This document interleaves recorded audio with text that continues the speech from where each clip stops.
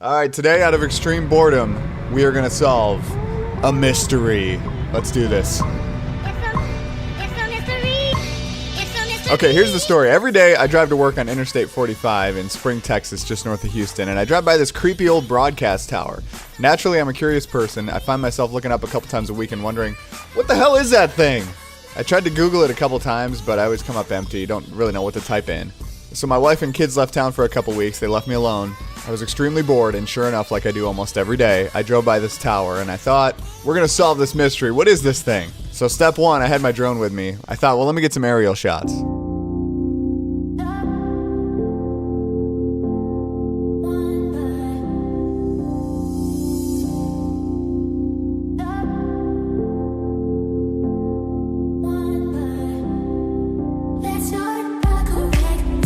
Almost immediately, I got a couple of clues to try to figure this thing out. First of all, when I pulled up next to the tower in my car, I noticed that there was about a dozen or so AT&T trucks parked right at the base of the tower there. And when I got up in the air with my drone, I could see right away, this thing looked old. So I had a couple of clues, took my phone and Googled the magic phrase, which would lead me to the first step in unlocking the puzzle. Big old AT&T tower, Spring, Texas. Bingo! I ended up on some guy's Flickr page, first of all. Slade Shannon was the guy's name. And he had posted a picture of the tower and referred to it as an AT&T long lines tower. And he actually said he had spoken to a former Southwestern Bell worker by the name of David Polk, and that David told him this was actually a replacement tower put up in the 80s, and the original one was destroyed by wind. But he did say the tower has several of the original parts on it. He also said the tower is now completely obsolete and it's been shut down. I had a feeling it might have been shut down because no matter how close I got to it with my drone, I was getting absolutely no interference. Nothing at all. Okay, cool. So, it's an AT&T long lines tower. What's that? Well, after some more research and digging in here, I learned that almost all long-distance telephone calls for decades were handled by AT&T. Now, beginning in 1911, most of these long-distance calls were connected by, what else? Telephone lines.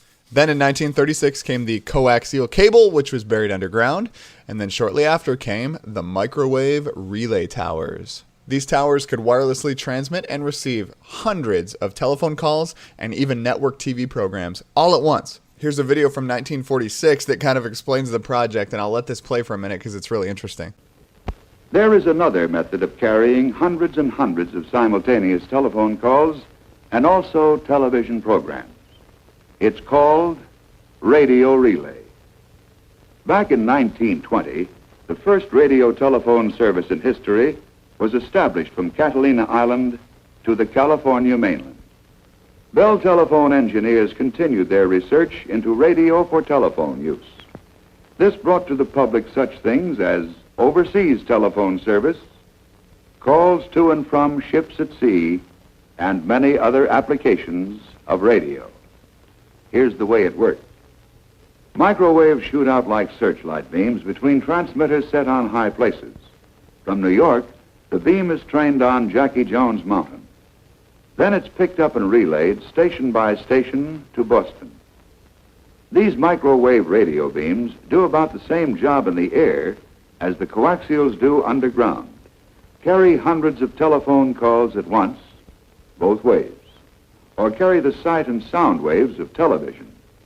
A good example of this is the Bell System's transcontinental microwave radio relay system, a chain of 107 microwave towers from coast to coast, designed to carry telephone messages and television.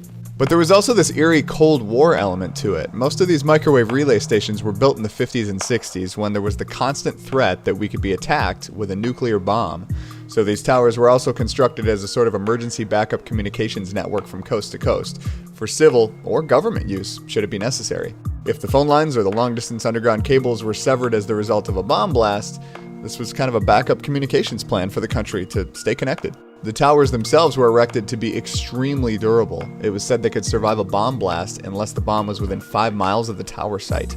The microwave horns on top, as they're called, were also covered with protective shields in the event of radioactive fallout, and the buildings at the base of the towers often included pretty sizable bomb shelters with foot-thick concrete walls shielded with copper to protect the equipment against any electromagnetic pulse associated with a nuclear explosion. It really makes you stop and think what life was like during the Cold War. For decades, Americans woke up with the constant threat of nuclear war breaking out, and engineering projects like these towers really reflect that fear. I think we really take our feeling of safety and security for granted today.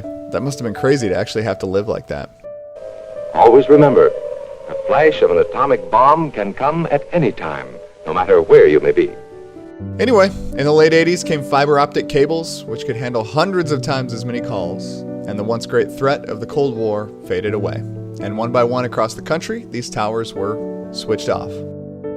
Many would be too costly today to actually deconstruct, so there they sit, with their aircraft beacons still pulsing through the night, the AT&T Long Lines towers, relics of a bygone era in American communication.